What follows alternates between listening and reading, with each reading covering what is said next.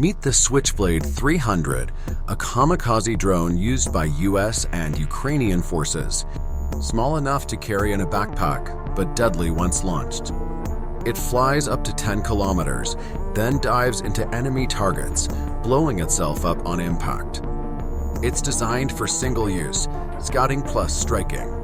Equipped with a camera, GPS, and real-time targeting, soldiers can control it with a tablet. It can track moving targets, even behind cover. Effective against infantry, light vehicles, and ambush setups. Flight time, around 15 minutes. Weight, just 2.5 kilograms.